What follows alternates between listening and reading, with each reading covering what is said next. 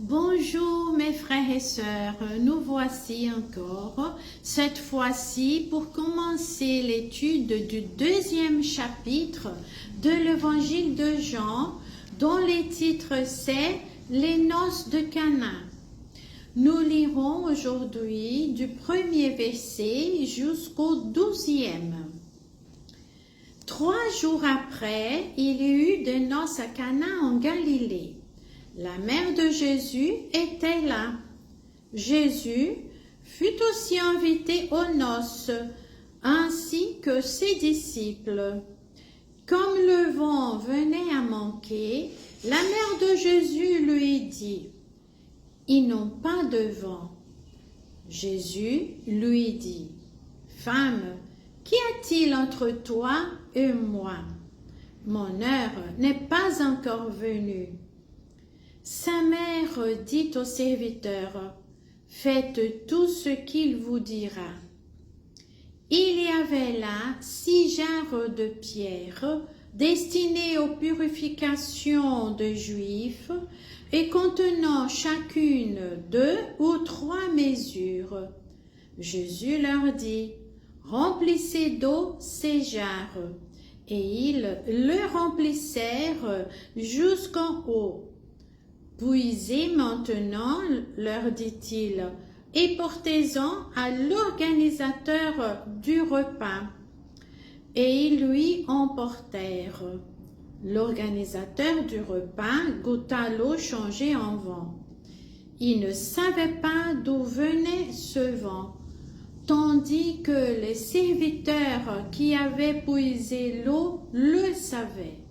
Il appela le pou et lui dit, « Tout homme sert d'abord le bon vin, puis le moins bon après qu'on s'est enivré. Toi, tu as gardé le bon vin jusqu'à présent. » Tel fut à Cana en Galilée le commencement des miracles que fit Jésus.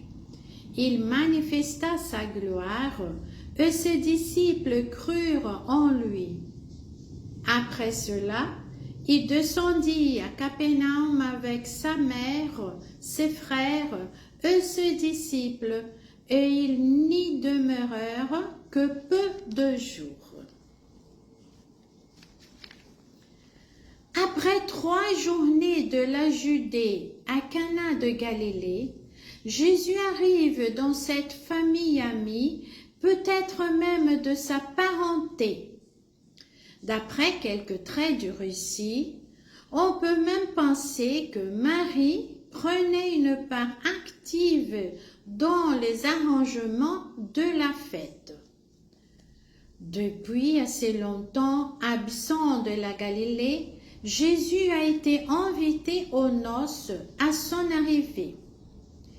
Il accepte cette invitation et prend part à une fête de famille, en honorant ainsi le mariage institué par Dieu. Ses 5 premiers disciples y sont avec lui et seront aussi témoins de la première manifestation publique de la mission de Jésus, le premier miracle ou le premier signe, comme nous dit le mot grec d'origine. À propos, on pourrait se poser la question suivante. Pourquoi le premier miracle de Jésus a eu lieu dans un repas de noces? On pourrait s'attendre que son premier signe, ce serait la guérison d'un malade, ou la résurrection de quelqu'un, ou la multiplication des nourritures. Mais non, c'était justement dans une fête où le vent a manqué. Oh, la fête, pleine de joie, pleine de vie, pleine de communion. Il est temps de fêter, de célébrer, de se réjouir, car Jésus est là. Il nous donne la joie durable, la communion intime avec lui, une demeure éternelle. Son premier miracle à Cana annonce également son sacrifice sur la croix. Le vent est le symbole de son sang, par lequel nous sommes purifiés. C'est aussi l'évocation de l'Esprit Saint, le vin doux, dont les effets ont été confondus avec les manifestations du Saint-Esprit lors de la Pentecôte. La transformation de l'eau en vin n'est pas seulement une transformation de la nature, mais un véritable acte de création divine, et en abondance. Par ce miracle, Jésus manifeste sa nature divine, sa gloire, l'annonce d'une nouvelle alliance où il est l'intermédiaire entre le Père et nous. Marie, sa mère, est là au départ, peut-être parce qu'elle faisait partie de la famille ou des amis proches. En ce temps-là, les noces chez le Juif duraient plusieurs jours. Donc, il est facile à comprendre que le vin finit par manquer. Et Marie dit à Jésus, « Ils n'ont pas de vin. » Que veut Marie par cette observation adressée à son fils? Pense-t-elle que Jésus viendrait au secours de ses amis par une manifestation de sa puissance divine? Mais il n'avait pas encore fait de miracle. Pourtant, rappelons-nous les révélations que Marie avait eues lors de l'annonce de la naissance de Jésus par l'ange Gabriel. Le souvenir en fut réveillé avec puissance. La réponse de Jésus à sa mère peut nous choquer. La voilà. Qu'y a-t-il entre toi et moi, femme? Mon heure n'est pas encore venue. Jésus parlait une langue, la même que Jean, l'écrivain de cet évangile, et dans cette langue, la locution femme n'a rien de contraire à l'affection d'un fils à sa mère. Encore sa question, qu'y a-t-il entre toi et moi?